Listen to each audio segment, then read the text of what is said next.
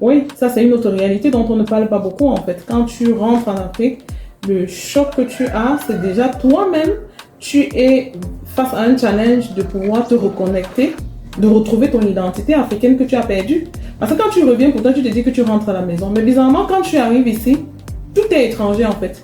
La façon des gens de parler, ça t'énerve, la façon de prendre des décisions. C'est-à-dire que toi, tes prises de décisions sont toujours différentes de celles des autres, ton raisonnement est toujours différent, le comportement des gens. Donc, il y a d'abord ce choc-là en fait. Parce que tu te disais, mais je rentre à la maison, je devais être à l'aise, mais tu as eu bizarrement, tu es mal à l'aise. Soit c'est toi qui mets les autres mal à l'aise, parce que tu es seul dans tes prises de décision, soit c'est les autres qui te mettent mal à l'aise parce qu'ils ne te comprennent pas.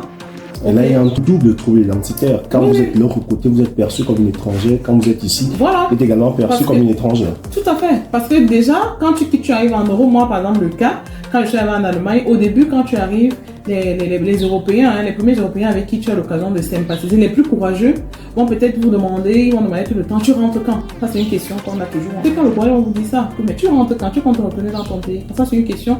Mais bon, en bonne camerounaise, on s'en fout, on ne comprend même pas. Je crois qu'à l'époque, on vient d'arriver, on ne comprend même pas le sens. Et puis, on s'en fout un peu, parce que déjà, on est tellement armés moralement à venir s'installer que, c'est-à-dire, on n'accorde même pas l'importance à ça. Sauf qu'avec le temps, en prenant de l'âge, ça commence à déranger. Ça vient commencer à questionner ta légitimité à être là. Tu commences à te demander, mais ma vraie identité, c'est où? Surtout quand on commence à voir les enfants. Hein.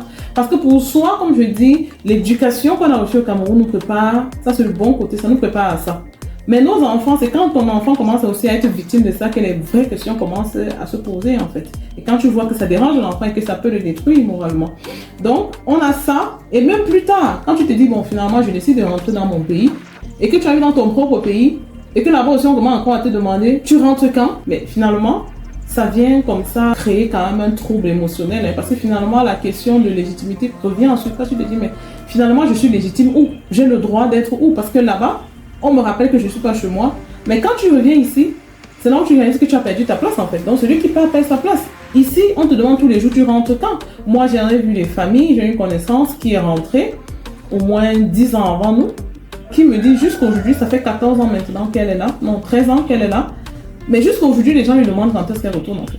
Donc on ne lâche pas l'affaire. Donc pour dire, on a vraiment l'impression que quand tu pars de l'Afrique, on ne veut plus de toi en fait. Tu dois rester, tu dois garder la posture, tu dois garder le profil de, tu es le benguis de la famille, voilà. Donc ça c'est, donc voilà des challenges invisibles avec lesquels les gens ont à bagarrer au quotidien et qui parfois finalement expliquent le pourquoi est-ce qu'on doit retourner. Hein. Donc, au-delà des questions financières, au-delà des enfants qui ont du mal à s'intégrer, il y a un propre combat émotionnel interne en fait.